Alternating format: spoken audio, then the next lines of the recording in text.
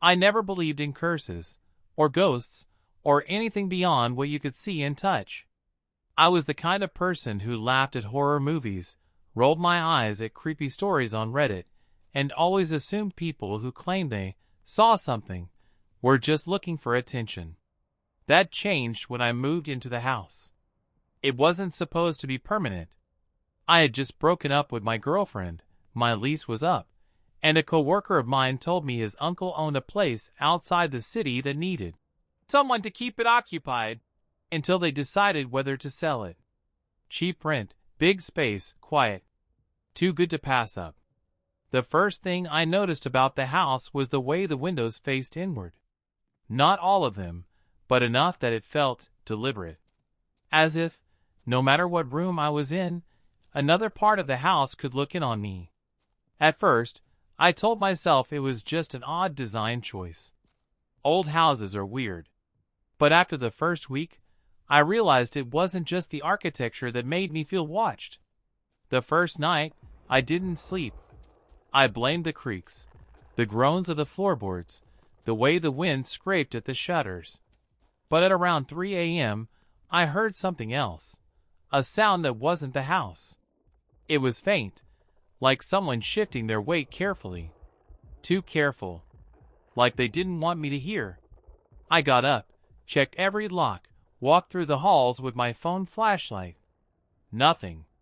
But when I came back to bed, I noticed something that made my stomach twist. The curtains on the opposite wall were parted just enough that I could see the reflection of my bed in the glass. Like the house wanted to make sure it could keep me in view. There was a door on the second floor that wouldn't open. I assumed it was just locked storage. Every time I passed it, though, I felt an odd pressure behind it, like a faint hum against my ears. I asked my coworker about it the next day. He frowned and told me he didn't think there was a locked room. I laughed it off. Maybe he forgot. Maybe he just never noticed. But every time I climbed the stairs, that door seemed to be waiting for me, like it knew I'd try again. One night, half asleep, I swear I heard something knock back when I pressed my palm against it. By the third week, I'd gotten used to the noises. But one evening, coming home late, I looked up at the house and froze. There was a figure standing in the window of the locked room. It didn't move. It didn't try to hide. It just stood there, perfectly still, watching. I sprinted inside, up the stairs, straight to that door. Still locked. No footsteps. No sound. Nothing. But when I turned away, I heard the faintest whisper, not through the door, but in the air around me. "Keep looking." In the upstairs hallway, there was an old mirror leaning against the wall. I hadn't paid much attention to it until one morning, when I noticed something wrong. My reflection blinked a half second too late. I told myself I was tired, that maybe the glass was warped, but the longer I looked, the more I realized my reflection's face wasn't quite the same as mine. A little thinner. A little sharper. And when I stepped away, just before I lost sight of it, it smiled. A week later, I met a neighbor, or at least, I thought I did. An old woman was standing at the edge of the property when I came out to get the mail. She didn't introduce herself, didn't ask my name. She just said, "You shouldn't stay in that house." I asked why. She shook her head and muttered something about the watching rooms before shuffling off. When I asked around at the corner store the next day, they told me there hadn't been a woman living on that road for over 10 years. It started faintly, like stains bleeding through the wallpaper. At first, it was just discoloration, but over a few days, the marks formed shapes. Letters. By the time I realized they were words, they stretched across half the wall in the upstairs hallway. "Don't let them in." The next morning, the wallpaper was clean again. I woke up to the sound of a door creaking open. It wasn't the front door. It wasn't my bedroom. I knew before I even stepped into the hall. The locked door upstairs was ajar. The air was colder near it, the kind of cold that burns your lungs when you breathe. My flashlight flickered as I reached for the knob. Inside, the room wasn't empty. There was a chair in the center, facing the window. And when my light hit it, I saw the indent of someone sitting there, even though the chair was empty. On the floor of the locked room, under a loose board, I found a photograph. It was old, yellowed, curling at the edges. For people stood in front of the house, but their faces had been scratched out with something sharp. All except one. The last face was mine. Same eyes. Same hair. Same scar on the chin I got when I was 12. But the photo was dated 1978. The whispers came back after that. They didn't sound like one voice anymore, more like a crowd, murmuring, overlapping, like a constant conversation I couldn't understand. Some nights, I could make out words. "Stay. We see you. Don't leave us again." I stuffed towels under the door, blasted music through headphones, even slept in my car a few nights. But no matter where I was on the property, I could hear them. Until that night, I hadn't been down to the basement. The door was heavy, swollen with age, and the single bulb above the stairs barely lit more than 3 steps down. But I needed answers, and I couldn't shake the feeling the house was hiding them underground. The basement smelled of damp earth and rust. Against the far wall, I found a row of tall mirrors, all covered with dusty sheets. I pulled one off. My reflection looked back at me, but it wasn't moving in sync. It tilted its head when I didn't. And then, behind it, something else leaned forward. Something standing in the basement with me that I couldn't see when I turned around. After the basement, I couldn't sleep at all. Every shadow seemed to hold a shape. Every corner whispered. One night, as I stared into the dark ceiling above my bed, I saw them. Eyes. Dozens of them, glowing faintly, scattered across the room like pinpricks of light. I sat up fast, heart pounding, and the eyes vanished. But in the silence that followed, I heard a voice whisper from the foot of my bed. "You're finally seeing us!" I tried to leave the house. Packed my bag, grabbed my keys, made it all the way to the car. But when I looked in the rearview mirror, the house wasn't behind me. It was in front of me. No matter how far I drove, the same crooked roof, the same broken shutters, the same shadow in the upstairs window followed me down every road. By the time the gas ran out, I was back in the driveway. I had stopped answering the whispers. But one night, one voice cut through the rest. It said my name, not in a vague, distorted murmur, but clear, like someone standing right beside my ear. It wasn't just my name. It was my childhood nickname.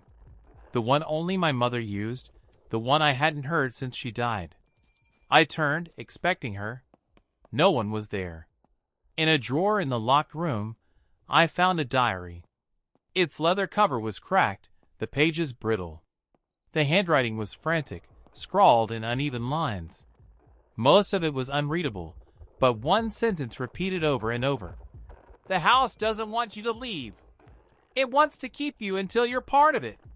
The last entry ended mid-sentence. "It's wearing my face now."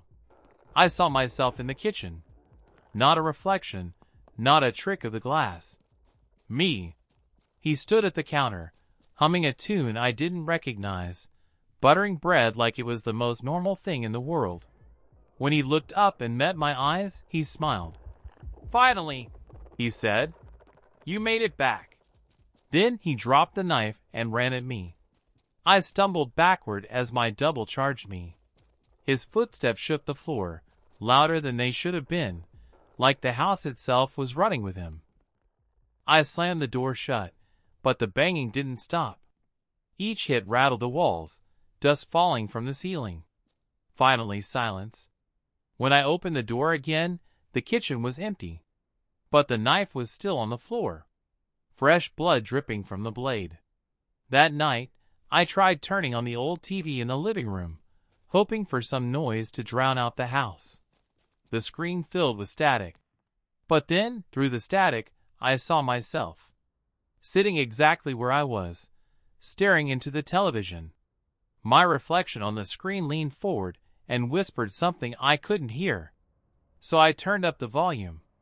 The whisper became a scream, so loud it cracked the glass. I started noticing it more and more. The shadows weren't where they should be. The lamp cast light one way, but the shadow leaned another. Sometimes they moved before I did. One night, a shadow on the wall stood up even though I hadn't. It stretched, elongated, and then walked away into the hallway.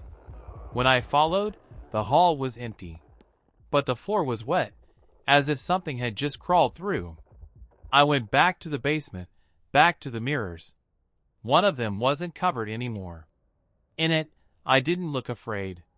I looked calm, smiling, like I'd accepted something. I pressed my hand to the glass. My reflection pressed back, then pulled. For a second, I felt myself slipping, like it was trying to drag me in. And when I tore away, there was a handprint on the inside of the mirror. I woke to footsteps above me. Slow, deliberate, pacing back and forth. But my bedroom was already on the top floor.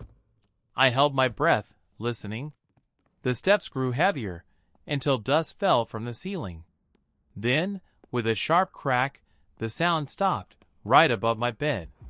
When I looked up, there was a handprint pressed into the plaster. From the other side. The window in the locked room was stuck shut when I first arrived. Rusted hinges, painted over edges. No way it could move. But that night, it stood wide open. A cold wind poured in, carrying whispers I couldn't understand. On the sill was dirt, fresh, and the outline of bare feet leading inside.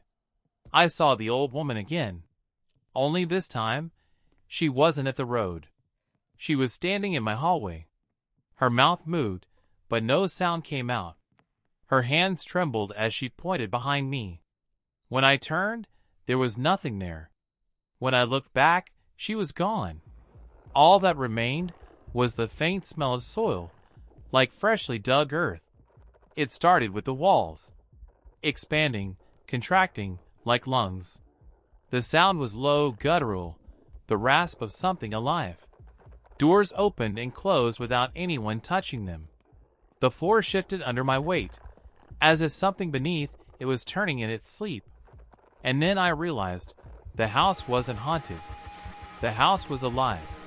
I found another message on the wall, carved deep into the wood this time, impossible to wash away.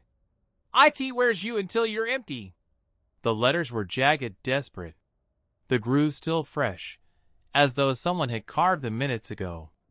And on the floor beneath the words was my handwriting. I don't know how much longer I have. Sometimes, when I catch my reflection, it doesn't look away anymore. It just waits. Sometimes, I hear my mother calling my name, but I know she's not really there. And sometimes, when I wake up, I'm not sure if I'm the one moving my body or if the house is. If you're reading this, don't come looking for me. Don't even drive down this road. Because once you see the house, it sees you too.